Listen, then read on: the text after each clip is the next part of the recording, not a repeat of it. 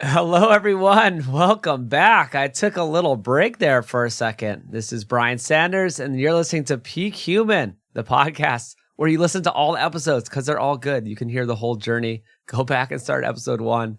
So much great information, so many good guests, all the way back. You can listen to the whole journey. Leave us a review, really helps. Support us on Patreon, actually, Patreon/Peak Human. I'm also the creator of the Food Lies film series. We're hard at work. We are pitching to some big production companies and platforms very soon. We're trying to finish that first episode right now. I'm actually going on a writing retreat next week, and we'll be diving in, working on it full time, all day, all night, which I kind of already do. I work till 11 p.m. most nights on Food Lies after I get my other work done. So it is still happening. It is going to be the best film series ever made on food. Check out the intro on the Food Lies YouTube channel. 3.5 minutes. It'll blow your mind. I also have Nose to Tail, really high quality animal products, beef tallow body care products. Check it out, Nosetailorg. Tell more about that later. But want to talk about my show today with Tucker Max. He's the man. I've known about him for many years. He's a famous author back in the day, kind of a bro author. Not for everyone, but he was very successful.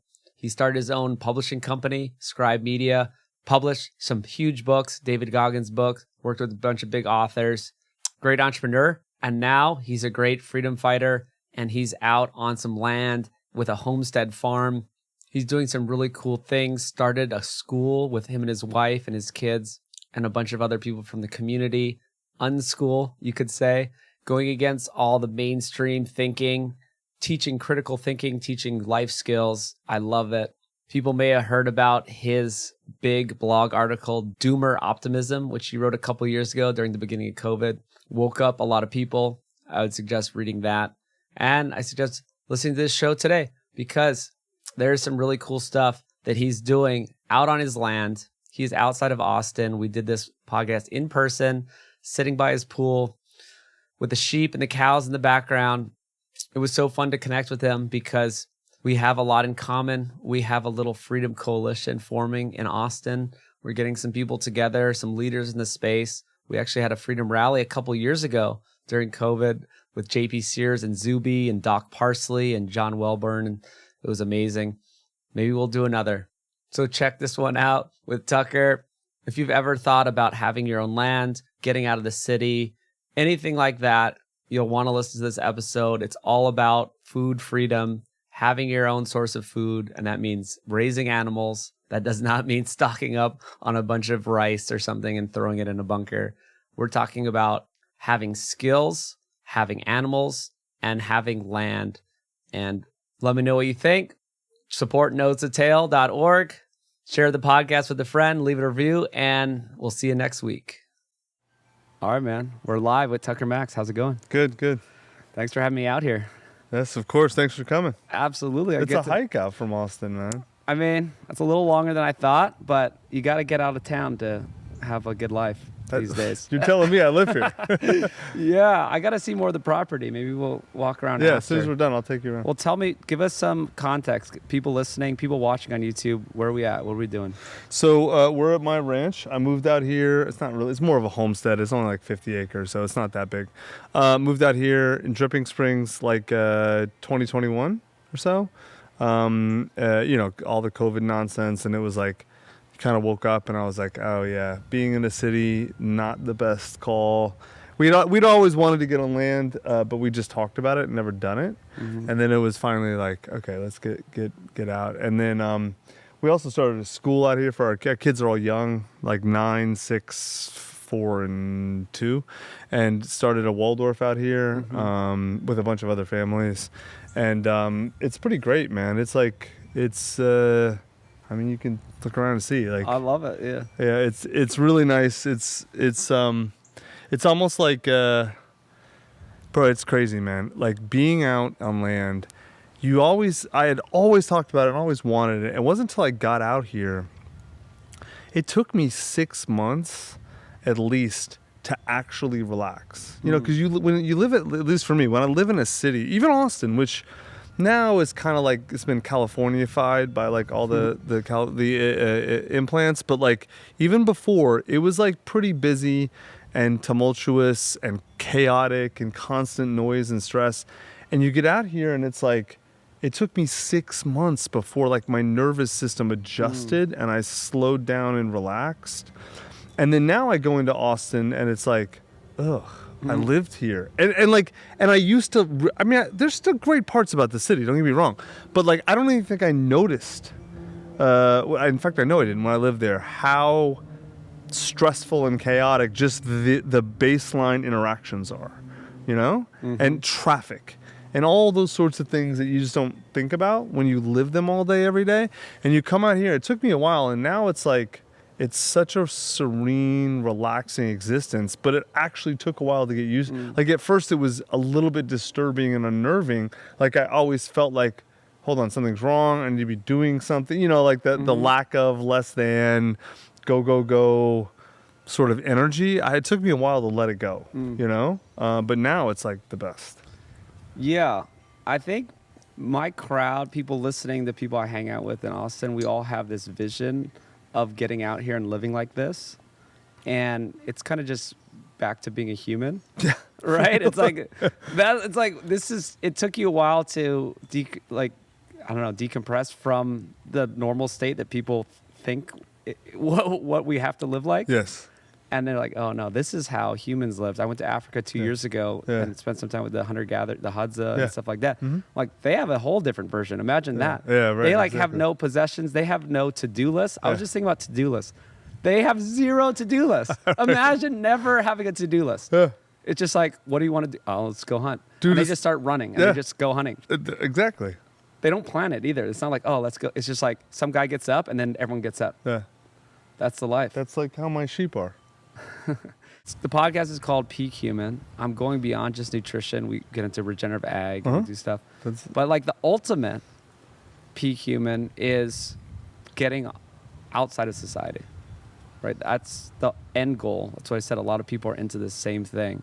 And it takes a lot of different pieces of your life, your being, your like undoing all your thinking about what's normal programming.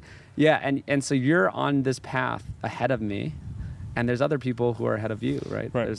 So we're going to talk a lot about going down this path to kind of self-sustainability, getting out of the rat race.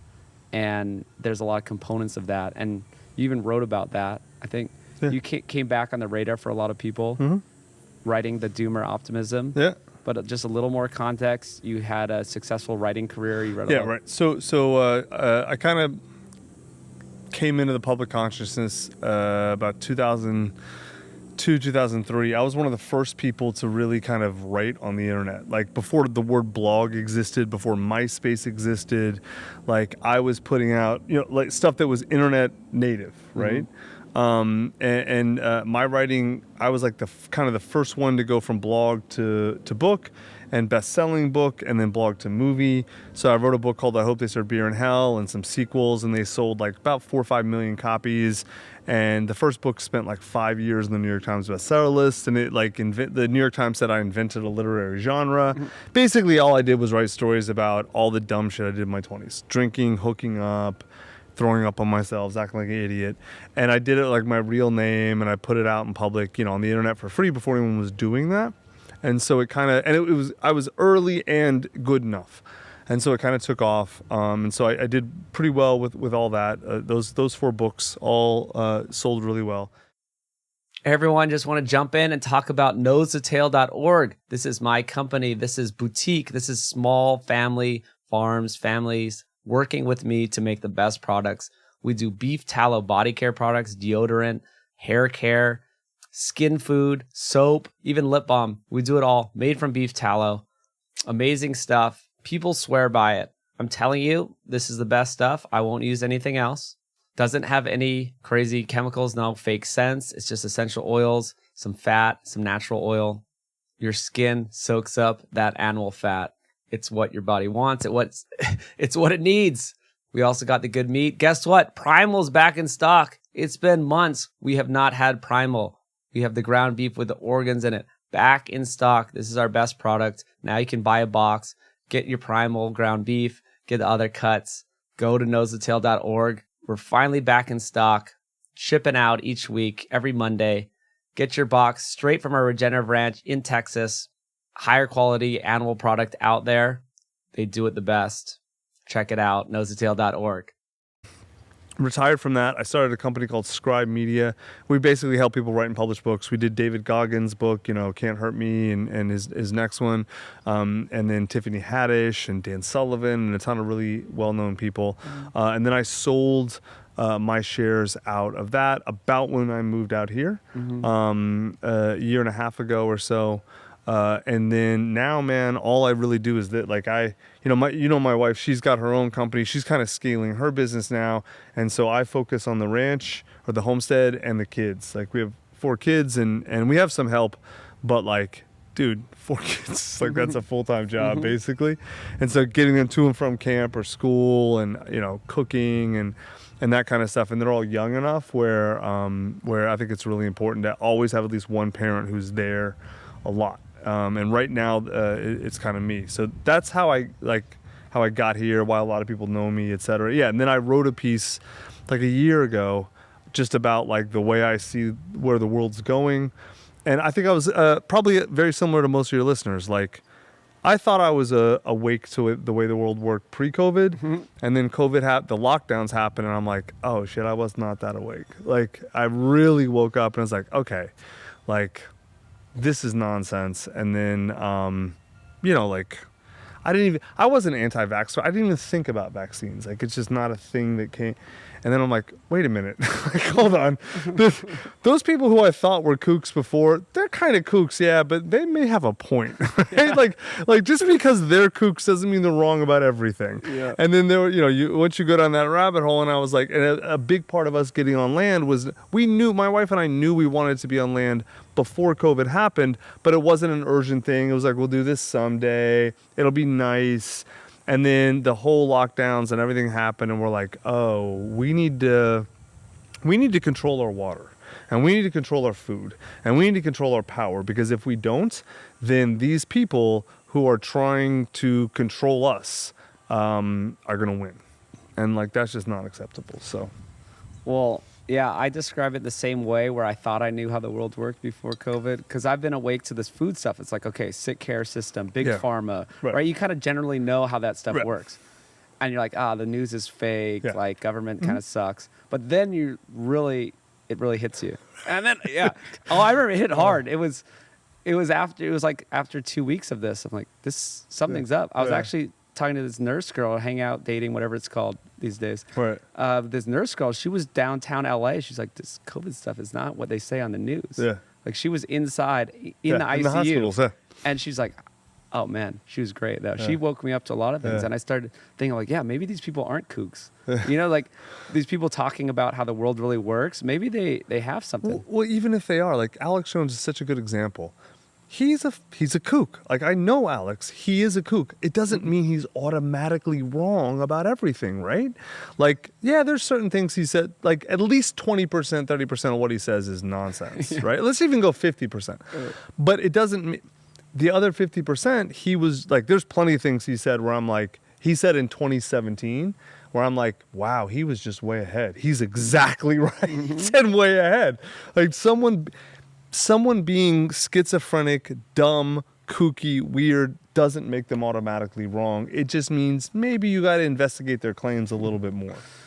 Yeah, well, some people say guys like that are wrong on purpose to throw people off or discredit the truth that's out there. What do you think about that? I mean, it depends. Alex, I don't think plays that game. Are there people who do that? Yeah, almost certainly. There's got to be, right? I think most of the QAnon movement, that looks like a psyop to me the other way, right? Yeah. Especially now. But like, I don't spend a whole lot of time worrying about that, because to me, that feels like that's a soap opera on a different medium by a different name, you know? And if you're paying attention to a soap opera, and I mean that in the broadest sense, not just Days of Our Lives, but if your soap opera is Alex Jones and Dan Boigano or whoever in Fox News, that's just a different soap opera, right? Or if your soap opera is 4chan, that's just a different soap opera. Or if it's Reddit or whatever. If you're paying attention to someone else's soap opera, then you're not paying attention to what matters, which is yourself, your family, your life, your community. Like, that's where pretty much all of my attention and focus is now, is myself, my family, this land, that school, this community. That's 80+% of where I spend my time, you know? Whereas I think for a lot of people, for me, even before, it was maybe inverted, you know? Like, maybe I was better than most. Let's say I was 40% on the things that matter, but I definitely was not like as much as I wanted to be. Now it's 80+%. You know? I think that the health journey people go on, for some reason, all the people I know in this world that take control of their own health and eat right, and they realize that the rest of the world is bogus and a distraction. And I don't know anyone that cares about celebrities. I don't know anyone that cares. Not anymore. No. Well, yeah, I don't know. It's like, no. I have no idea what's going on with popular music. What do you have in common with someone who cares a lot about Kim Kardashian? Nothing. Nothing at all. But what is going on in your life that you care so much about Kim Kardashian? Right. What is wrong with your life? Yeah.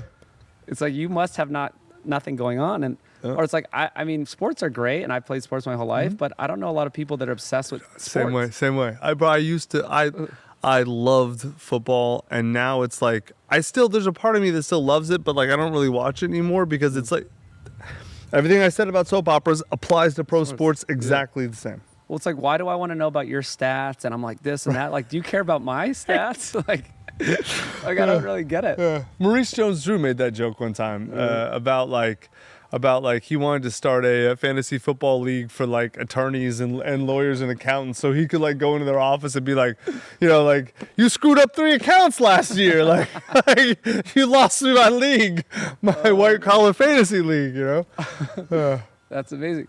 Yeah, well, there's this journey people go on. I think it's like, it's what do you call it? Radical. Self-awareness and like responsibility. Yeah. And 100%. that, right? And the health, I don't know if people go on the health journey first or how they come to this world, because my world is more of the nutrition stuff, but it's obviously broader. It's where I started. In 07, 08, I started training. I was living in LA at the time. I started training MMA. And that was back when like MMA fighters were poor and they had to like teach to make money. No one made money, yeah. Yeah, right. So I was like learning from like Randy Couture and Bas Rutten and Mac Danzig and Caro Parisian and Dan Hardy, like the guys who were like fighting on Saturdays in the UFC were like showing up on Mondays and training me. It was awesome. and like real quickly that sport breaks your body if you're not like really into nutrition. And I was all messed up. And so that was when I was friends with Tim Ferriss before before our work week came out.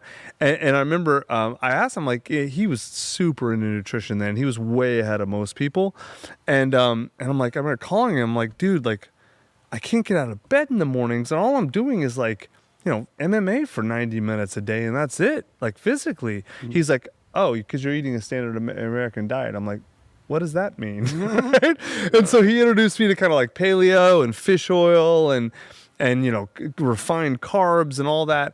And then once you start on that path, what for most Westerners living in the normal Western world, everything in your life is designed to rob you of your agency and responsibility, and you don't realize it. So everything in modern society is designed to rob you of agency and responsibility, really under the guise of like convenience and ease and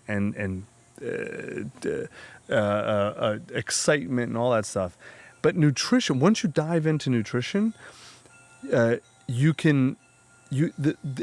the easiest way, I think, for a lot of people to pull the curtain back on modern Western society and see the man behind the curtain and see the control. Because you're raised your whole life taught one thing, and then it doesn't work, you can feel it, and then you change to something else a pretty simple change, you feel the difference. It's obvious. Like no one can argue with that experience with you.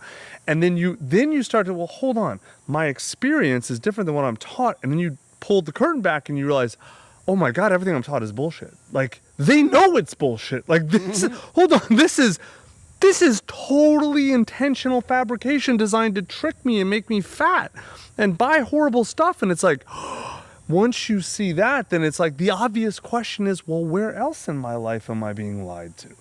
You know? And because nutrition is so easy to test, so easy to experience, so easy to feel, and doesn't require licenses or any of this nonsense, right? That I think and a lot of people are interested in their health, they get it, they want to look good. It makes sense that becomes sort of like the gateway to waking up. The red pilling starts there. Yeah. It's where it started with me. Yeah. I don't think I would have realized how the rest of the world works without starting there. And I know people who still believe the world is how it seems. Yes. They actually believe what the news says. They actually, it's crazy. Yes. And big coincidence, they also just eat the regular foods and look like an average American. And they sound real vaccinated when they talk. Yeah.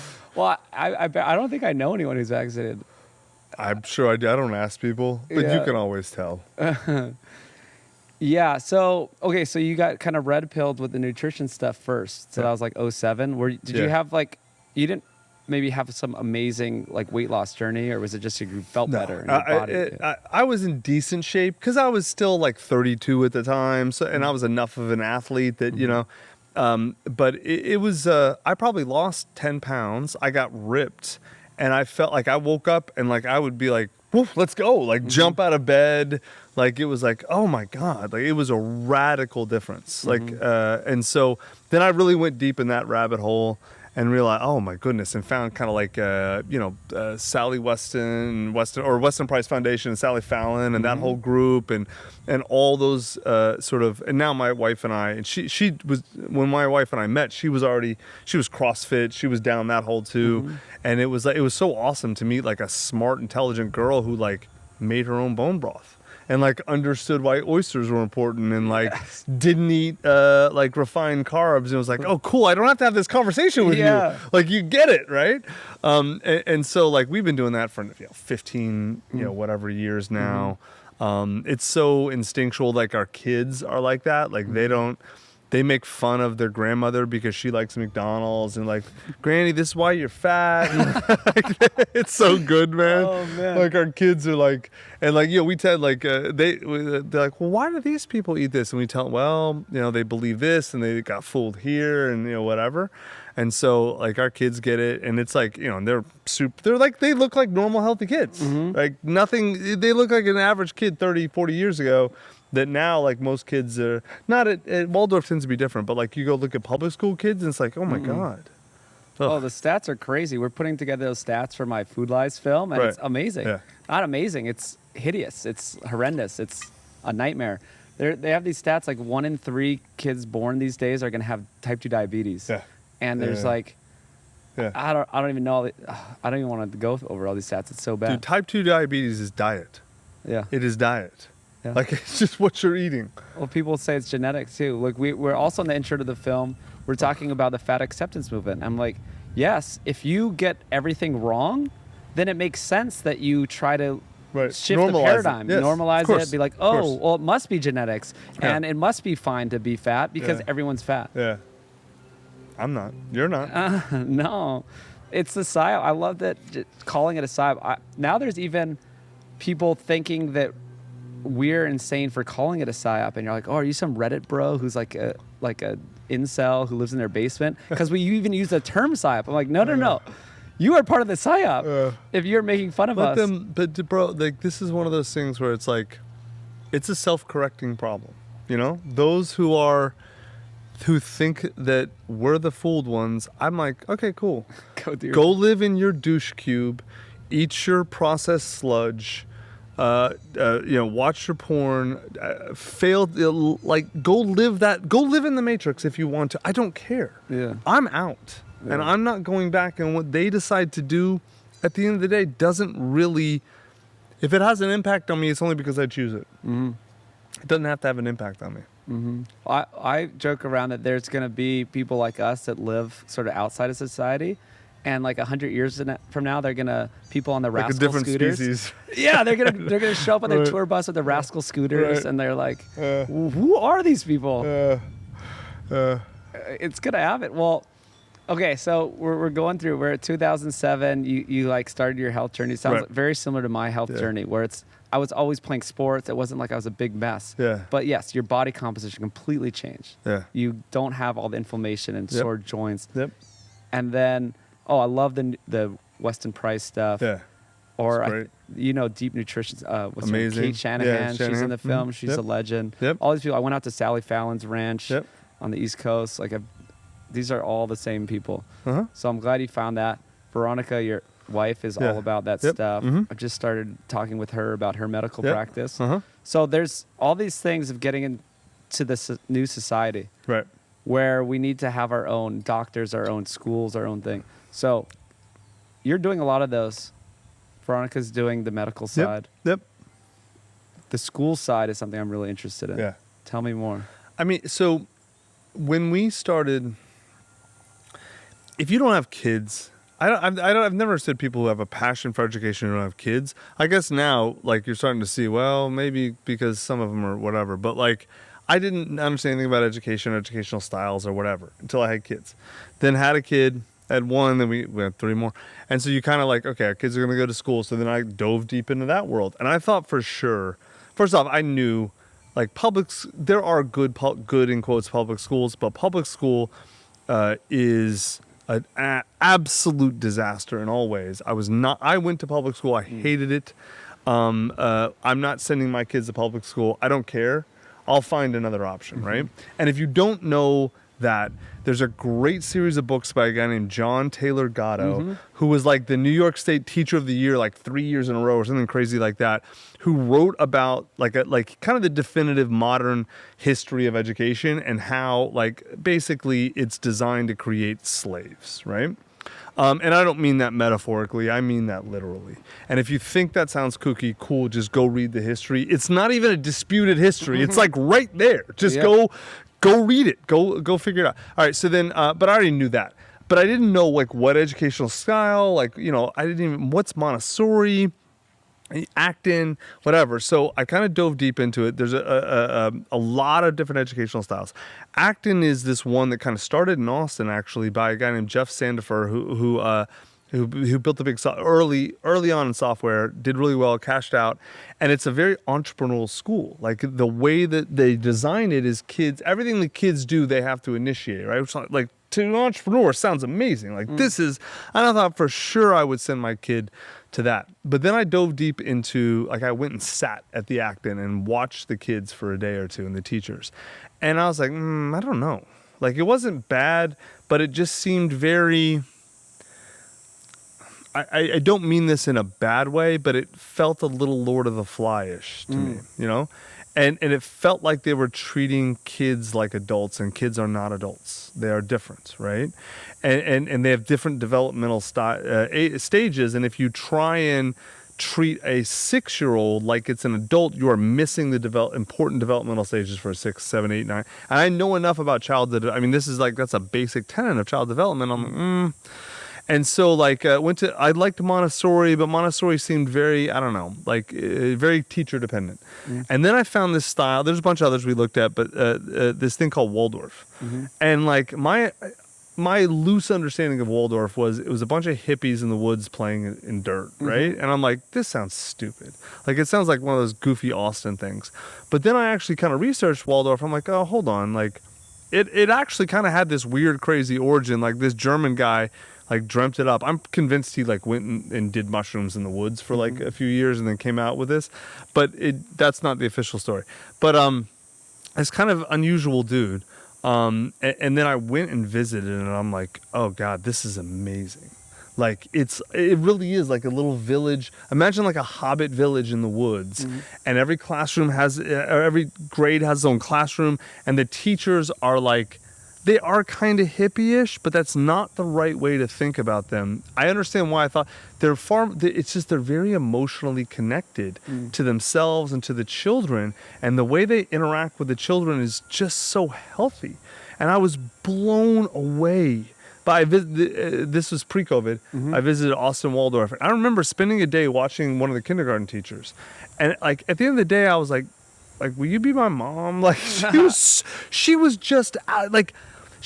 She instead of telling the kids things, she would often sing to them. Said, "Hey, let's get in line for lunch." She's like, "Children, come get in line for lunch." She would say, like, not the way I'm doing it. She would sing it in a melodious, like, kind of fun way, and the way she interacted with the kids was just so sophisticated and brilliant.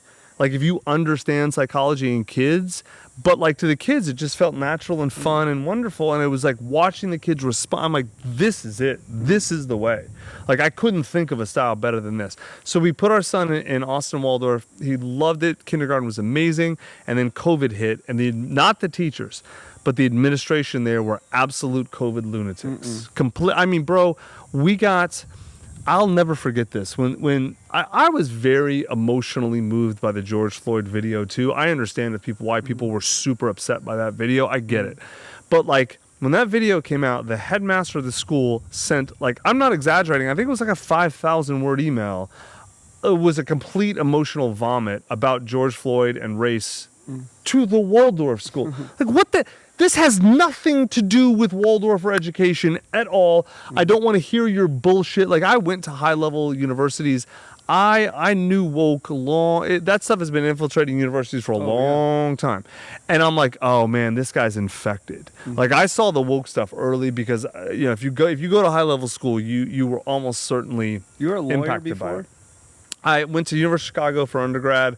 And then Duke for law school. Okay. So like critical legal theory, I dealt with that shit in law school. Like so as soon as I knew what that was early, and I was like, oh man. And so we got together. There were a bunch of families at Austin Waldorf who had the same feelings we did, and like a lot of people, well-known people, like the Del Bigtree and Mickey Wills, and a ton of people like that. In that, like in really the anti-vax, like the hardcore the people who were anti-vax pre-COVID, right?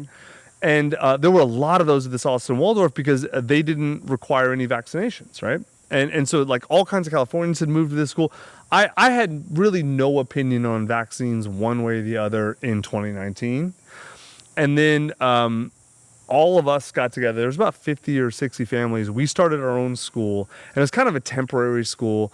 And then that school ended up breaking into 3 different schools just because people were all over and there's one in Spicewood now, one in Austin, and one kind of closer. We kind of formed the one out here in Dripping, right? And it was basically, I didn't try and create a new educational style, man. Like, I think Waldorf is the ideal system or close to it. And so we just started a Waldorf with a bunch of other families. Like, thankfully, one of the families like real estate, and they're developers, so they bought the land. We helped them buy the land, and then they like just called all their contractor friends and threw up the buildings. I don't know how to do any of that. And they got it all done. And we had like 100 kids at one point last year, and a lunch program. We hired a chef, and these things are all doable. Like most people think it's about money. It's not. Like, money matters. Money's nice to have. Money is usually not the thing that gets it done. What gets it done is the will. And us and the other families decided, like, we're not going to ask our children to go to a place where they tell them they're racist because they're white when they're 6. Like, this is nonsense, right? And we're not going to send them to a school where their teachers are telling them stories about blowjobs when they're 8 or whatever. Like, which Austin Waldorf now has gone lunatic woke. And I think a lot of it depends on the teacher. There's still some old school teachers who are like, no, I'm not doing this. But other teachers are, but the administration is like that. And so we're like, no. So we're not going to do that. So what do we need to do? They were like masking and stuff. Oh, dude, like it was horrible. Like, the idea that you would put a mask on a 6-year-old is so... That's... Offensive's the wrong word. Like, I have a hard time using... Anti-human. That's not... Yes, but Yeah. not strong enough. Yeah. Like, it's worse than that. It's like you must hate children, not just humans. Like, I can understand people. I don't necessarily agree with them, but I can understand people who hate adults but like kids. Adults are all jerks or blah blah blah, but kids are pure and they're nice. And I think that's that's someone who has emotional issues. I can understand that position, but how do you hate children? Nah, children can annoy you sometimes, or whatever, but at least in the abstract, how do you decide, you know what I want to do? I want to hurt kids. Like, psychologically, I can understand where that comes from, but it is just not a position that I can empathize with or have any tolerance for at all. And like, I mean, masking is so children, bro. I can't. So to create your own school. I'm just to get away from that. Yes, like I'm not. We would have homeschooled if we had to, but thankfully we're in an area with a lot of like-minded people. That for most people, I think, is another sticking point. Is like, well, how do I find other people? Well, if you live in, San Francisco, yeah, you probably aren't around a lot of people who believe in protecting children and helping families and freedom and sovereignty. You should probably leave, right? And our school is at least 50% transplants from California. It is a ton of people who were like, I've got to get away from these people. Yeah. That is like having the will and then finding the community. Everything, money, everything else is like you can find. That's not the limiting factor. Yeah. I had to escape. I'm from Hawaii, but I was living in Venice Beach for way too long because I went to UCLA. I just hung on that area. Yeah. And then I had to escape once COVID happened immediately. I was like, I'm out. Yeah. Luckily, I've been visiting Austin for many years, so I knew there was this group out here that gets it. Yep. So there's the school side's great. Like to make a new society almost, you have to have these pillars. You need the education part. Yep. You need the food part. You need the medical part. Yep. Oh, I want to talk about the education part. Have you heard the book Deliberate Dumbing Down of America? Yes. Charlotte Yes. Iserby. Yes. Yeah, John Taylor Gatz is a big guy in the space, but Yeah. Charlotte Iserby. I read half that book. I'm like, oh, I get it. Yeah. This woke stuff and how it's taken over the entire university. Yeah. You see it all. Yeah. It's like this was written 100 years ago. Yeah. They planned this. I'm like, these guys were geniuses in the most evil way of like setting up It the appears school that way. system It this appears that way. way. Yeah. It's not like, oh, we're accidentally woke and now every single university is woke. This is not an accident. Yeah, the public system is not designed. It is designed to crush independence, free thinking, sovereignty, all that shit. The public system is intentionally designed that way. Yeah. That's not a debatable thing. Like you could look like it's right there. Excuse me, that's the point. Oh, it is. Okay, so there's the education piece, medical piece. So people ask me all the time, like, what's the good doctors? And I'm like, I don't even know. My wife. Well, Veronica, Yeah. now I know. One, I Yeah. actually put a call out on my Instagram, like, who's a good doctors in Austin? I didn't get that many responses, like, Yeah. because I don't There aren't see many. doctors. There aren't many. Your many. wife will be the first doctor I'll see Yeah. in Yeah. many years. Yeah, no, there aren't many. There's a few, but Yeah. even in Austin, there aren't many. And I'll tell you, because the social pressure in that field, like I see it through her, is so intense. Like if you aren't towing the line of the American Medical Association, which is a cartel, that is a gang. Yeah. Like that, make no mistake about it, man. You want to look at a crazy history. Look at the history of the medical profession. Like I know there was a period where osteopathy, chiropractic, and allopathic, which is what modern, like Western medicine is, where they were all kind of equal and then seen as equals. And the AMA absorbed osteopaths and destroyed chiropractic as a reputable profession. And it was all political. Completely political, Or which profit-based. Political, yeah. Greed and political, which is why you see a lot of weirdly, because chiropractic is this weird sort of like third rail in medicine. You see not all, but a lot of chiropractors are actually like based, like they get it, they are free to think independently and clearly, and so as a result, quite a few of them have figured out the right way to go. Not all by any stretch, but a lot of them have. And so, like, believe it or not, in Austin, your odds of finding someone who gets it as a chiropractor are higher than as an MD or NP. Nurses. My wife's an NP. Nurses tend to be, in this current world, way ahead of doctors, just simply because the social pressure and the political pressure, and because nurses have their own licensing board, right? So like, they don't answer to who doctors answer to, and the AMA has been absolutely captured. Like politically, intellectually, it is a capture. It is a zombie organization for that ideology. Whereas the nurses are not, and the chiropractors are not, at least not yet.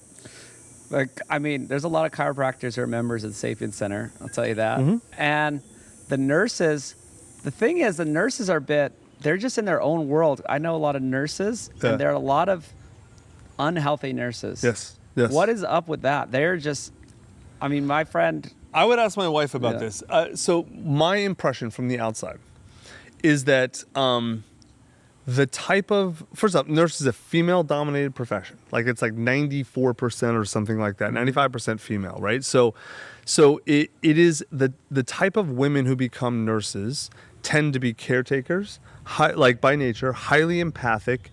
They're actually, I think, smarter than average, but they tend to be the type who will like sacrifice themselves and independent thinking as long as it enables them to take care of people. Right? That's what they care about. And the woke mind virus hijacks empathy really effectively, right? And so what I think the only reason hospitals aren't cesspools of death is simply because the nurses keep it together there, right? I mean, like there's a lot of studies. It's crazy to see doctors go on strike and then death rates at hospitals drop drastically. Like, even if procedures don't change that much, like lots and lots of less people die, right? Whereas if nurses go on strike, lots of people die, right? And so that kind of shows you, oh, wow, who's actually keeping this machine going, right? But the smart nurses become NPs, right? And then NPs are nurse practitioners are basically like doctors. They can do essentially everything a doctor can do, at least that anyone is normally going to need. They can write scripts, they can diagnose, they can do all kinds of stuff like that. And so, like, if you're smart and you're an independent thinker, you just go get the extra degree and you practice independently, like my wife is doing.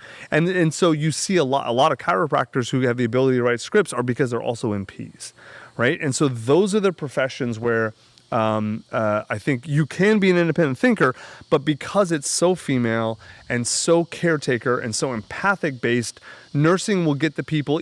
I know tons of nurses who are like, they know everything's fucked up, but they just keep their head down because day to day they get to care for people and they do the right thing without telling anybody. You know what I'm saying? Yeah. And they but then that's traumatic. They absorb that. Like, and it's.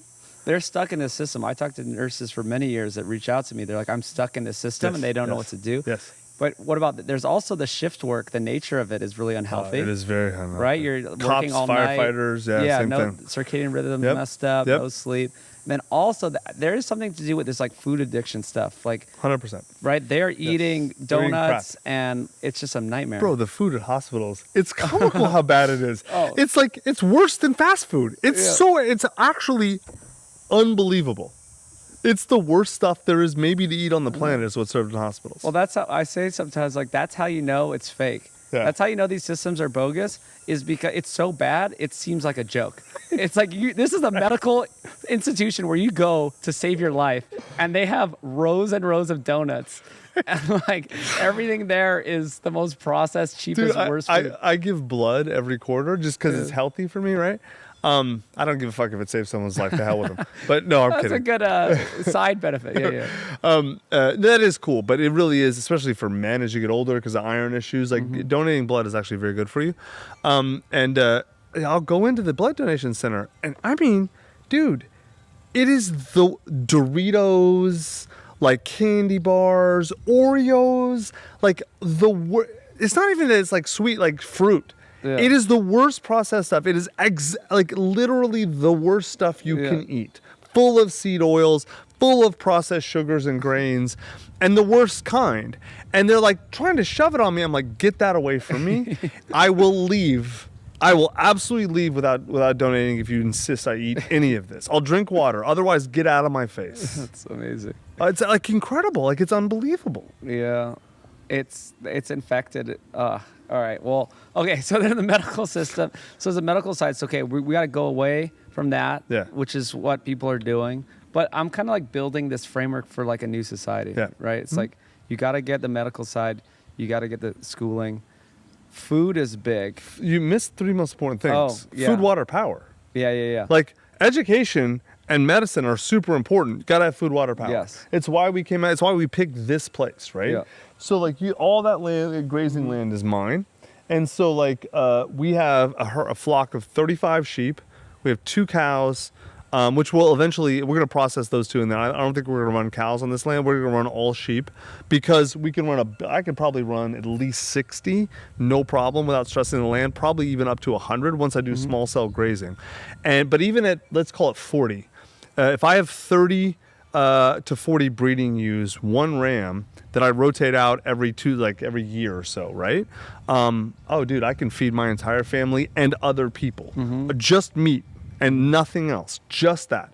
And we also have 40 chickens, layers, right? And then I don't know. Yeah, the if tractors. came I right. see the tractors. We got 2 chickens. I've not seen this like lightweight version of a tractor. Yeah, we did PVC. Yeah. Right. The only problem is in Texas when you got to weight it down, which we have like the rocks in weighted down.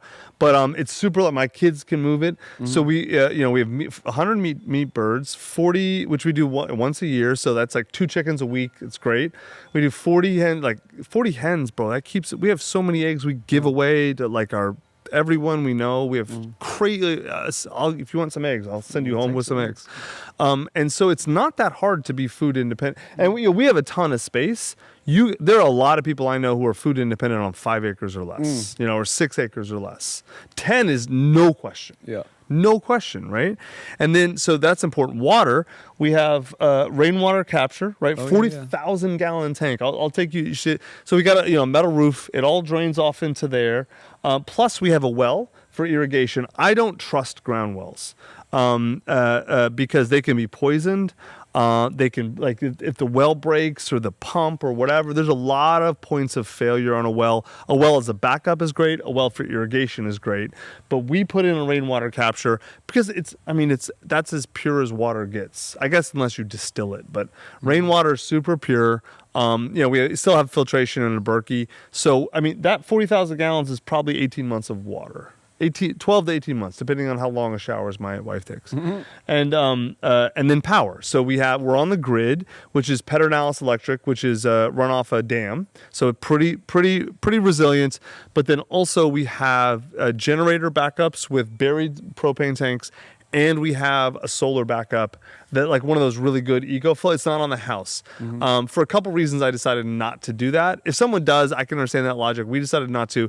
It's one we have to roll out as an array, but it will run all the essential systems in the house indefinitely. And so probably won't run the AC and stuff. So God forbid if all of our power goes out for a long time, it's going to suck in the summer. But if that happens, then we got bigger problems. So we're not off grid. I think the idea of off grid is nonsense. It's not. My friends are like, I have great solar. I'm off grid. I'm like, what happens when one of your power coupler breaks? You're not only you on grid, you're on China's grid. Because unless you have 6 of those, right, that you stored up. And what I believe is being resilient enough where, like, if lockdowns happen, if some organization of central control tries to flex, can you say no? Right? We can say no for a long time. Not forever, probably, but there's no such thing as forever. We can say no, for food forever, for water almost certainly forever, and for power for worst case scenario at least a month, probably a lot longer. And so we're in a position where, and even if forget that, let's say, were you in Austin 2 years ago? Yeah. I was in Africa during that time, and then I moved to Austin right after. Okay. So, bro, it was bad here. Yeah, man. I heard. It was real bad. And out here, there's no power for 6 days, right? In Austin. I had friends who had no power for a week who were camping out in their own apartment, bundled in sub-zero sleeping bags to survive. We never lost power because we were on a hospital grid. We got lucky, and people camping in our place, sleeping on. We had all kinds of people sleeping at our place because it was freezing cold. No one had any idea how to deal with anything. So what happens if, I don't know, something like that happens again, right? Like we've seen, I think, multiple times now how fragile the systems that we rely on are. I'm just not willing to hope for the best. You know, I do hope for the best. God forbid, like a bunch of people, that's a hawk. We got some nice background noise. I know, here. like that's a hawk. We got a wind chime. We got a hawk. He's fussing because he can see my chickens out, and they can't really get the chickens because they forage under oaks. Oh. My egg laying hens, but he does that every now and then, or she. I'm not sure. So yeah, the power thing is big. What do you think? Okay, big picture. There's preppers have been around for a while. Yeah, old school prepping. Those dudes. They're wrong about everything, man. You know, because their mindset is a nuclear bomb destroys society. I'm gonna essentially hide in a bunker. No, that's not life, man. I don't look at prepping that way. I look at it like, how can I build a life where I control and own the inputs? Because, like, let's say nothing bad happens, which would be cool, right? Like, no nuclear wars, no supply chain interruptions, no central bank digital currency trying to turn everyone into slaves. Let's say I'm wrong about all that, which would be honestly ideal. Like, that would be the preferable situation. I still am. I'd probably spend less money on ammo. Like there's a few things I spent too much money on, but like having a huge flock of sheep means I know the only thing that went into those sheep came from this grass and water. That's it. It came from this ranch. So I know what's in that meat. There's no mRNA vaccines in that meat. There's no toxic sludge of any sort. There's no hormones. There's no antibiotics. There's nothing in that lamb except what I put in it, right? There's nothing in those eggs except what we fed those chickens. Like, I know what's in that food. So I can eat it totally confidently. I control my health to a degree that is unthinkable if you are even buying food at Whole Foods. You know, like Whole Foods way better than most grocery stores at this point, especially with the recent FDA rulings about organic lab-grown meat and all that nonsense. You don't know what's in there. If you are not buying your food from the person who is making it right now, the sad reality is you don't know what's in there now, and you cannot be certain anymore. Yeah, I mean, not everyone can get out on land. That's why. But you can buy from farmers. Well, yeah. Well, you that's can buy why from I started ranchers. Nosetailorg. Exactly. Yes, It's like exactly. I know my ranchers. Like, they are legit. They've been doing this for 30 years. Right. Exactly. They found out about Alan Savory 30 years ago. He's the best. He's the legend in the space, and they're so against all of the woke stuff. I love ranchers and farmers. Like, people. I used to be such an elitist coastal guy. Yeah. And like look down on the Middle Americans. I'm so sad about that. I'm like, the Middle Americans are amazing. Yeah. They are like the best people. Some of them. Not all of them. Not all of them. There's some assholes out here too. All right, fine. But no, these people are great. They're just like the salt of the earth people. They're about freedom. They're about accountability in yourself and self-reliance. And they responsibility. Raise animals. You can't homestead or ranch or any of this stuff without being highly responsible. Like, I thought I was really responsible and like really a go-getter, and then I got onto land and a homestead, and I realized I was way lazier than I realized. I thought I really was, man. Like, it is, because every day if I don't go move the chicken tractors and take them water and whatever, they die. Yeah. So it's like there's no excuses. So like our well just went out for 4 days, right? We blew the circuit board on the well saver. And so, like, if I didn't take water to the cows and sheep because they're in a pasture that's only fed by that well, they die. And there's no excuses or this. No, man. Like, it is very what's so cool about having land or taking, because you don't have to have land. You can do this in an urban environment. It just looks very different. But taking responsibility for your life and for your nutrition and for your water and your power and your health and education and all that, it brings decisions much closer to consequences, right? If I decide to lay inside all day and watch Netflix, my chickens die and I understand the consequence, you know? Whereas in an urban world, it's so easy to divorce your actions from consequences that you can have a lot of what are essentially foolish beliefs, which is why I actually, man, I forget the name of the ranch, like the Unicorn Rainbow Ranch or something in Colorado. Some really extreme woke trans activists started a ranch in Colorado, and like bless their hearts for like trying. And the whole thing collapsed in 2 years because everyone they got to come work was totally irresponsible and never did any work. No, seriously. I can't remember the name of it. Oh, I'm feeling like there's an amazing story. And I thought it was like good for you guys for actually trying to build something, right? Like, I'm not going to criticize you for that. Like, that's putting your money where your mouth is. And the whole thing collapsed because that is what that philosophy is. The woke philosophy is that everyone else is responsible for you, right? Yes. Like it's like opposite of radical responsibility. It's the opposite of ranchers that I've met. It's the opposite of it's just like, oh, the government should take care of me or you have to believe whatever I believe of myself, you have to believe it too, or that's violence against me. Yeah. Like, what the hell are you talking about? Like, it's nonsense. Like, you want to believe you're a woman? Cool, I don't care. Yeah. But like, you don't get to tell me what I have to believe. No. Oh, yeah. Okay. So it seems like the vegan route is kind of there, right? Bless their hearts. It's just, and it takes advantage of empathy, like you said before. It does. It hacks empathy really well. Yeah. It does. It really does. And it's like big food. I think all these big organizations, big industry, big corp. It's such a boon to have these vegans to do their messaging. And it's very easy to take advantage of their empathy for animals and turn it into processed foods and profit. Yeah, exactly. Yeah. Oh, yeah. No, I mean, I don't have to tell you like what a scam, like all the, Impossible Burgers and all that's such nonsense. Like it's so, I don't know, whatever. I mean, vegans are like, they're my favorite group to ignore because they are so religious.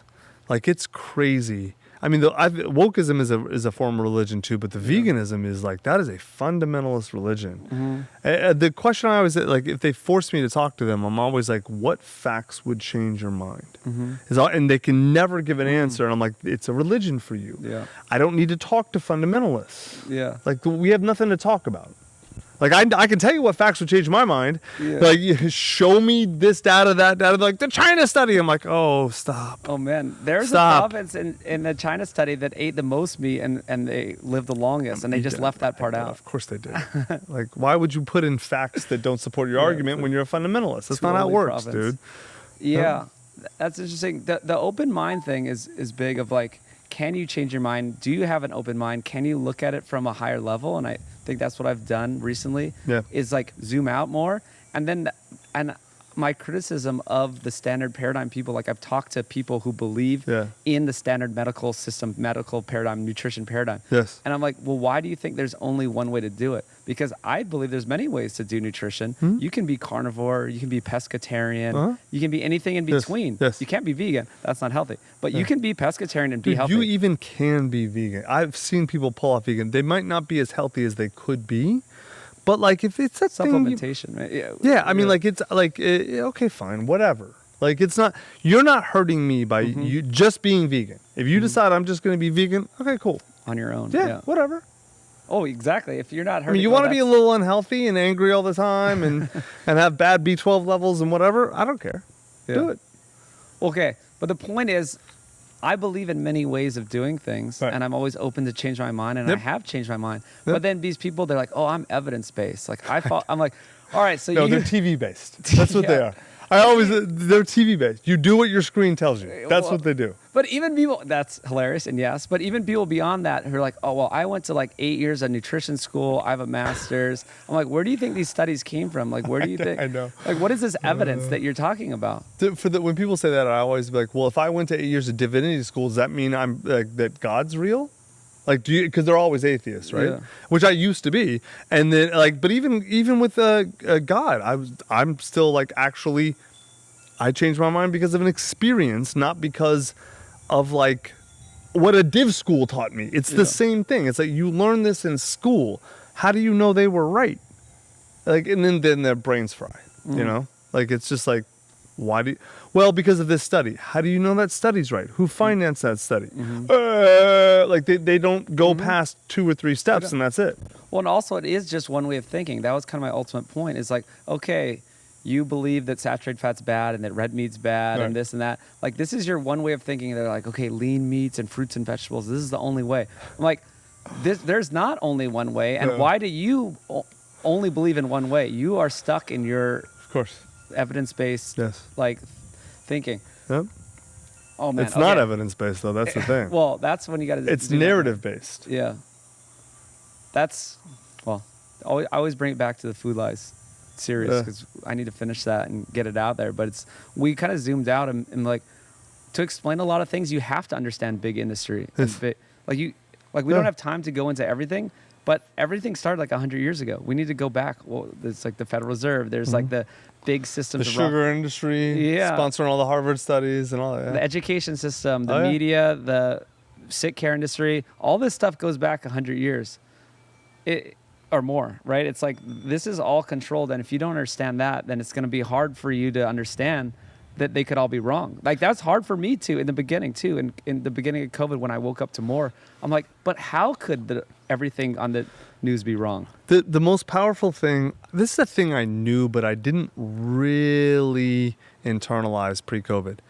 The most important, if I had to sum up what lesson did I take out of COVID, I got serious about asking myself the question, what do you believe and why do you believe it? Right? Like, whatever it is, I believe meat is healthy. Why do I believe it? Well, it's because I feel good when I eat it, because of this, because of that. Like, there's a set of reasons, right? Yeah. And so I can know if those reasons change, my beliefs probably have to change, right? It's exceedingly rare to find anybody in any area of their life who actually asks themselves, why do I believe what I believe? You know, and beyond why do you believe this? Well, it was on Slate and Slate had said this study and blah, blah, blah. It's like, that's it? So that's it. So anything can be on Slate and you'll believe it? No. No. Okay, but did you hold on, what about this and this and this? Like what? That's why I was at, why do you believe it? And then what would change your mind? Because what that does is that forces someone to actually ask themselves what it is they believe and why. And what you always, there's very few exceptions, but what you almost always come back to is what they don't believe their beliefs because they haven't thought their way into any of these beliefs. They want to be part of a group or a tribe for some reason. And this group or tribe believes these things, so they believe these things. Right? And that's why it's so hard for so many people to change their minds, is because belief isn't about facts. It's not about truth. It's about identity. Right? And when you're able to divorce your identity from your beliefs, changing your mind's easy. But when you're not, changing your mind's very hard. Yeah. No, humans are tribal, so it makes sense why you want to be in with the crowd, and you have to think the same way that they do. But like, all the best learnings of my life have been from, it's like actually understanding why I believe something and not just accepting it because someone said it or it was easy or, you have to. The smartest people I know, it's like strong convictions loosely held, or is that a phrase, right? Yeah, strong beliefs loosely held. Yeah. Right. It's like that's the smartest people I know. You have to be open to change and. Yeah, it just seems like, man, anyone who goes down the wrong path, it's because of that. Yeah. They don't have that. Or they're dumb. They're just not, can't help it. They just believe everything is on the TV. Oh, man. All right, so animal-wise, I always go back to food. Yeah. I saw that you aren't doing as many cows. There's you can run more sheep. Yeah. And you don't need cows. On this specific set of land, yes. Did some math on that. Yeah. Yeah, I mean, it's, okay. One of the things, so the last 18 months, I've gotten deep into regenerative agriculture, permaculture, all that kind of stuff, right? And so I'm still a newbie. Like you probably see when you drove on, like all the wood chips everywhere. Like we're trying to really regenerate the soil here because like we're in the hill country of Texas, not great soil, and we don't get a ton of rain. And so it's a very specific type of environment. Sheep tend to do very well. Certain breeds of sheep, Dorpers, Catadins, St. Croix, which I have, do very well in this environment. You can run cows here, but you have to really reduce the amount of acreage or the amount of head you put on the acreage, because the grass is just thin. It doesn't grow much. And they eat the natural grass down so quickly because it's the most nutrient dense, and you're left with a lot of crappy forage, right? And so now you have to be careful of the breed too. Like it's why I run Red Angus. A lot of people run Black Angus in Texas. I think it's a mistake.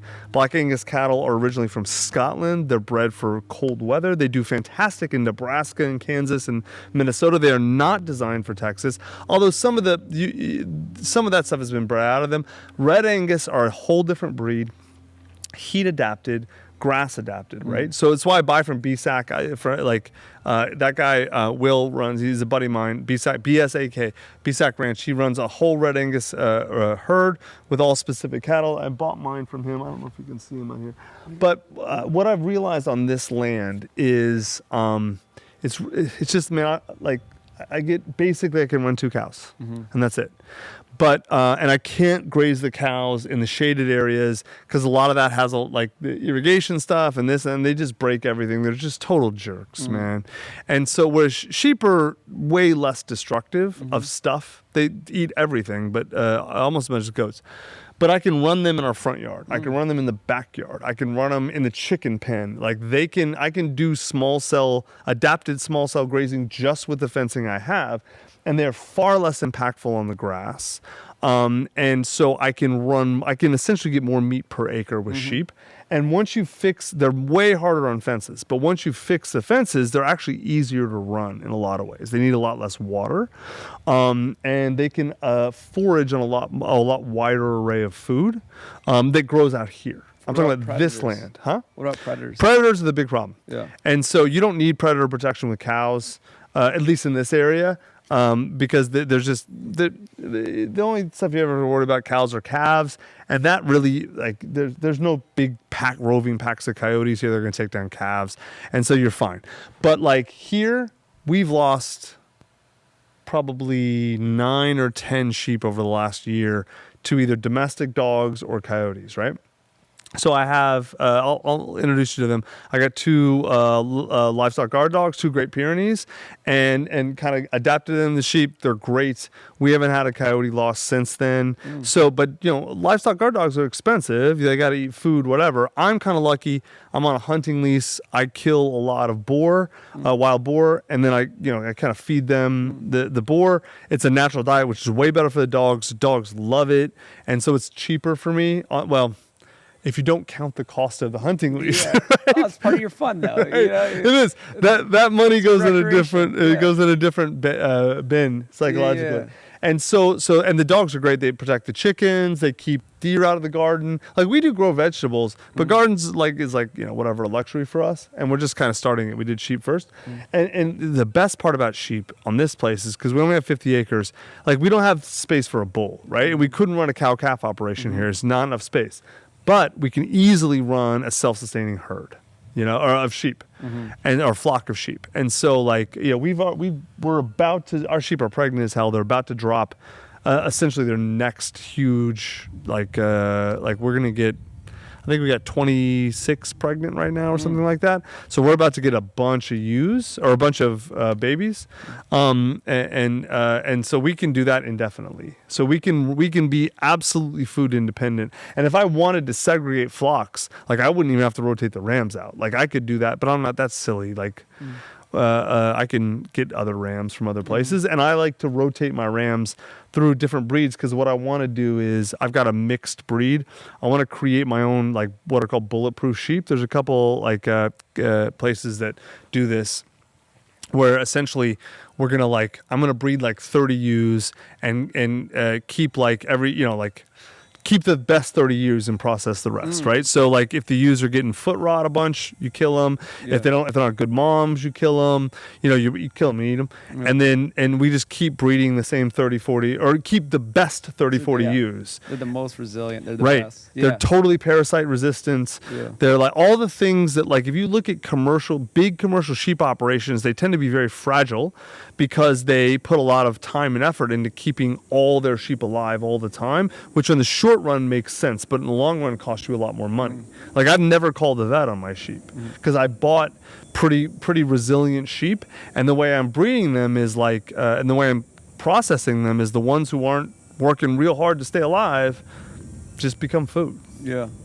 And then you can process them yourself because they're so much Yes. smaller. Oh, that's another huge thing too. Yeah. They don't have think to about that. These cows are gigantic. They're 1,200 pounds. Yeah. Like, that's an industrial processing operation, whereas a sheep is like a deer size. That's 150 pounds max. And so I've got a winch over there and a whole processing station. I can slit their throat, winch them up, skin them, gut them, hang them, and butcher them all on site. No problem. Like, I've got all the equipment and gear.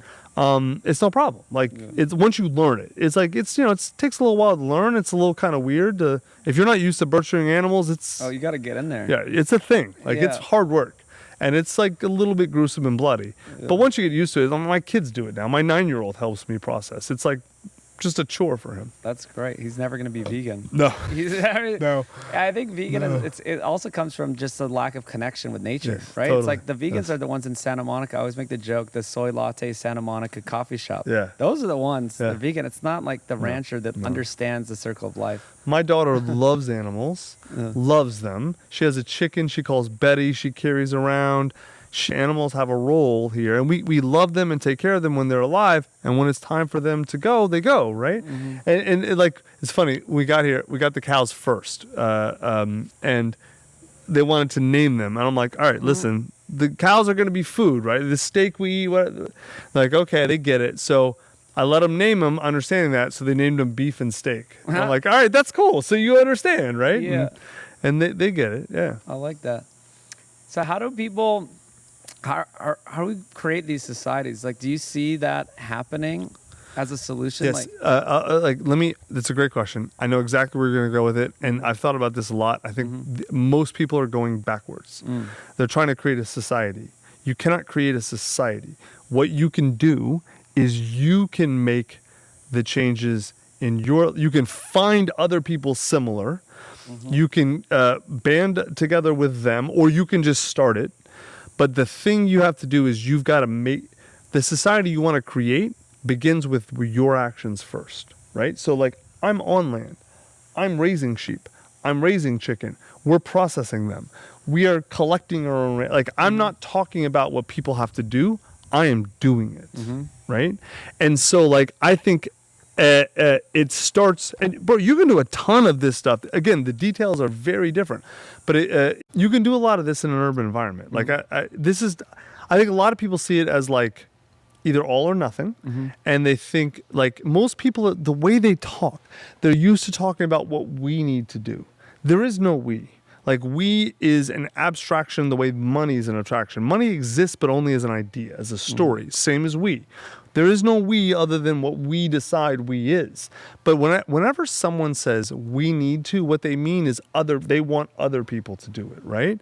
And so the only way to do these things is to do them as an individual, and then partner with other people who are doing, partner in whatever way makes sense, or live around whatever, other people who are doing the similar or the same things. Then that becomes a community. And big communities or several communities together become a society, right?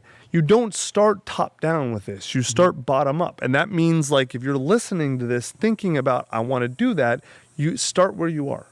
If you're in a douche cube in Austin, you can still do a ton of stuff like this. You can buy, I don't really sell lamb to the public yet, but, like, you can find ranchers and buy a lamb or buy a cow or buy whatever. I mean, you can start growing your own stuff. You can prepare for stuff. You can have a place to go. You can start, find 10 other people and buy land together, whatever. Like, there's a million things you can do. And if you're not doing those things now, why not? You know, I'm not talking about you specifically. Like, I'm just talking about in general, right? Like, it doesn't make sense to talk about building societies or even communities until you've started. And then community, then it becomes easy, man, to build the community because you're just finding people who are doing the similar things you're doing or more. You know, like, oh wow, that dude's way ahead of me. Like, I want to go hang out with him and learn from him to get to where he is, and then you get where he is, and then you find whatever. You go from there. Well, I've heard this notion of people. You need to bring something to the table too. Oh, hell yeah. Right? It's like people are like, oh, I just want to do it. And then if something happens, I'll just go join you. I'm like, well, what are you bringing to the table? What have you done? Dude, I got out here and everyone's like joking around like, oh, if the shit hits the fan, I'm going to your place. I'm like, no, you're not. Like, don't show up at my place. I'm serious. Like, don't show up at my place. Like, or I'll be like, well, what do you bring? Yeah. What do you, I got a month to drive. Well, like, what do you know how to do? What do you mean? What do you know? Are you an engine mechanic? Like, can you do irrigation? I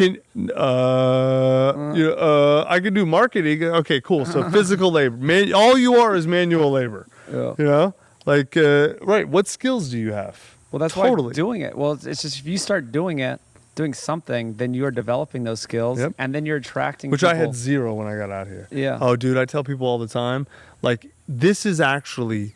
Building a homestead is one of the most frustrating things I've ever done in my life. Because every day I wake up knowing I am going to feel like an idiot because I have no idea how to repair a fence or build something I need or fix a PVC line, an irrigation line.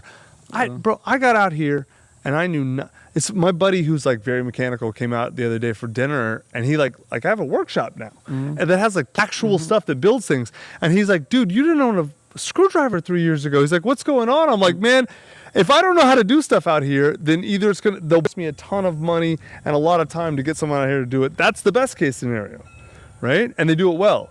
Like if I got to learn how to do this stuff, right? And so now like I'm not skilled at anything, but I'm at least not completely idiotic and lost at all things. But yeah, you got to go do them. Like and you're gonna feel dumb at the beginning. I still feel dumb basically every day. Like there's 4 or 5 things I'm putting off because I'm like, ugh, I don't feel like feeling that dumb today. But you're learning it. Yeah, these are skills. And that's interesting because maybe you said this before that what you actually do is like manual labor that you would not want. If you were just paid to do that, you'd be like, this is a terrible job. Yes. Like, I'm not going to do that. I was spreading wood chips before you got here. But that's your job now. That is. But it's different because it's in a different context. Because it's for my land, for my children, and my family. And I know that's making my ground is better. And which is going to feed my sheep, which we're going to eat. Like I'm doing things to make myself, my children, my wife, my family, my community better. Which is awesome. Yeah. So, yeah, people just need to start doing it because... Well, if you throw out that vibe into the world, I mean, that's what I did with Savings Center. I was like, all right, well, I'm just going to throw this out there. And then people who are on this mission will be attracted to this. Yes. So I didn't mean like, okay, let's start a society. Yeah. It's like, let's sort of accidentally start a society by collecting like-minded people. I know what you mean because you're a doer. But no, like I hear so many people, whenever they say we need to, what they mean is other people should. You do stuff, so you're a little different. I do stuff, but I guarantee if you got a ton of people listening to your podcast who either are gonna say we should and not do anything, or oh that'd be nice if. And it's like, look, man, like if you haven't woken up in the last 3 years and seen that some version of this is pretty important for you to at least thrive, if not survive the next decade, I don't know what to tell you. Yeah. You know? Well, most people do. So I have this take. What is your current take as of 2023 of like what could go wrong? Because I don't think it's going to be like a collapse. I think we are. I agree. Like the empire is over. The U.S. has enjoyed a lot of time as the number American one. Empire is over. Yeah, and I don't think that's the case. And I think there's a lot of powers that be that are pushing things in a certain direction. You're talking about central bank, digital currencies. Most people listening know about this stuff. So it's going to be this gradual thing where we're just living in this sort of more slave society, controlled movement, controlled money, controlled this. So how do you avoid that? Well, I have no idea about the details, and I'll be honest, no one does. Even the people, if there are people planning this, even those people, they might know the details of what they're planning. They don't know how it's going to play out. And roughly speaking, highest level, I think it's very clear that I think not all the same group, but different groups, powerful groups, are making serious plays for complete societal control. And I have no idea what those are going to be specifically, or how those are going to play out specifically. But my guess is things are going to get really bad until they break. And then when they break, it's going to be real chaotic and violent, at least for a short period, and at least in pockets. And when I say violent, I mean like at least at a minimum 2020 riot violent. I think a lot more violent, more places, more sustained. I think that's kind of the minimum. I think there's a lot of people in power in America and other places who are pushing for a World War III situation with Russia, which would be catastrophic in all ways. I could not be more against a situation like that. But bro, here's the reality, man. I don't spend a lot of time worrying about what the details are, and I'll tell you why. Because they don't matter to me. Because they don't really... let's say you had a crystal ball and you're like, Tucker, here's the 10 major things that are going to happen. I'd want to hear, because that'd be cool, right? Yeah. And maybe I'd be like, oh, like there's a cool way I could buy Bitcoin on this day and sell on this day. Or like there'd be some cool things like that. But other than that, it wouldn't change what I am doing on a day-to-day, hour-to-hour basis here. Right? Because what I'm trying to do is build as much resiliency for myself, my family, my community as I can. Owning our food supply, owning our water supply, owning our power supply, or as much of it as we can, right? Because, I mean, you heard me describe it. I'm not invulnerable to any food shocks. Like, someone could come steal all my livestock, I guess. I mean, good luck with that. But, like, you're going to have a fight. But whatever. It's possible. Like, there could be all kinds of problems with power and EMP blast. Who knows, right? Like, it's not like but regardless of what happens, my job on a day-to-day basis doesn't really change. It really doesn't, man. And, like, because I have a good enough idea of, like, okay, where can I get impacted? You know, and as long as if for every single area of vulnerability, I am working on building layers of resilience, right? So that if I get impacted here, I've got 3 backup plans or whatever. That's all I can really do, man. I think that's all any individual can really do. Like, we're not voting our way out of this. We're not protesting our way out of this. I think something like this is coming. I'm not saying, all that participation and that kind of stuff isn't important, but if that's where you're primarily focused, it's not where I am. Yeah. I'm primarily focused in getting shit so that I'm good to go. Well, it's more like instead of worrying, about all these different outcomes, you're worrying about yourself. It's like, what can I do on a daily basis? And it doesn't matter what the outcomes are. Yeah. It's like, you're ready. Yeah. I think that's what happens. So we can wrap it up here. There's a lot of people on the same page.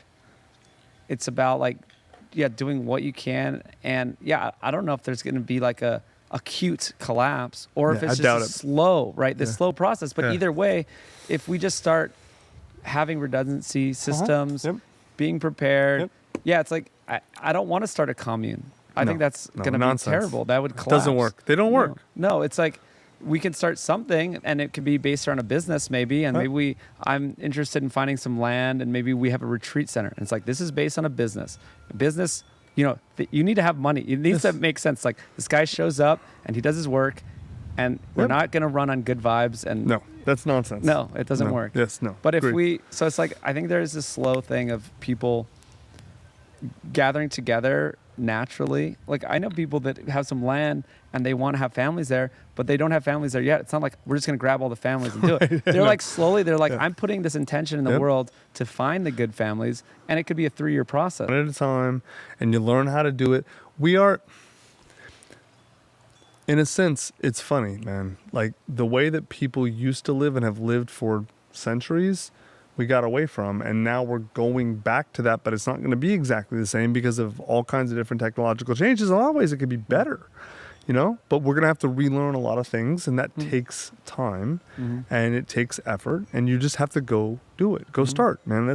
I wish I had a catalog of all this, because I've had way more screw ups and successes here. But the cool thing is like none of them have been catastrophic. As long as you don't have a catastrophic screw up on a homestead, everything's fixable. A sheep escapes, you get it back. A sheep dies, you buy a new one, or you wait till the mommy has another lamb. Like there's like almost everything's fixable as long as you're not like, as long as you avoid the catastrophes, you know, which are usually pretty easy to avoid. I like this, like going back to the human stuff. That's what I'm most interested in. It's not going to be the same. We're not going to have loincloths and all that. No, but it's like going back to human principles. Like that's what we do with the nutrition stuff. Yes. It's like, what works for humans? Yeah, well, you're never going to convince me that red meat's bad for me unless you just rewrite human history because we got here because of red meat. It's true.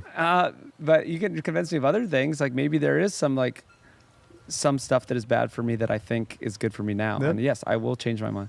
But yeah, it's like human nature, this community. I think the community is the biggest part. I think that's the best way By to go far, out. it is. Right. And it's the thing that people in the West are the least good at, because for our entire lives, communities come through our screens or through governmental forced institutions, schools, things like that. And so people building their own institutions is a foreign notion to basically everyone alive today. These things that were second nature to our great-grandparents, almost no one alive has any experience with. So we just got to figure it out. Okay. That's fine. I wish I had a better place to send people. I mean, you can throw out are you most active on Twitter? Yeah, I mean, just go to my website, tuckermax.com. I've got some stuff there. It's funny, man. It's like, what do we do? No, I want to send people. I'm like, people just got to do it on their own, though. We don't have to send them anywhere. Yeah, I don't have anything to sell. Yeah. You know? So like, which is like, it's always fun. Yeah, I mean, like, the best place to go is if you want to start doing something like this, find people who are already doing it. All different types, because there's a bunch now. See what they're doing. And then see where you can replicate some version of that in your life. Like I learned from guys like on a homestead, Joel Salatin, Greg Perkins, like this Swedish dude. Oh, I he's awesome, man. That dude's really good. There's so many good people. But like I'm already have land. If you're in a urban environment, those people are like 5 steps away, right? You might want to take dial it back and look at other people, right? So find people who are doing what you want to be doing and are situated where you want to be. Figure out how they study them, figure out how they got there and go. It's that simple. I like it. I actually did make a site, sovereignhumans.org, just to collect. All it is it's a link to a form where you can say like who you are and what do you have to offer, like how do you want to get involved, like well, I have land here, I live in Wyoming, and so go there. I'll check the email. We want to email list. I just want to, because if we ever do have something, I want to be able to like blast it out to everyone. So that's what I have for now. Good times, man. I want to see some of this property before I leave. Yeah, let's do it before it gets too hot. Thanks, man. Of course.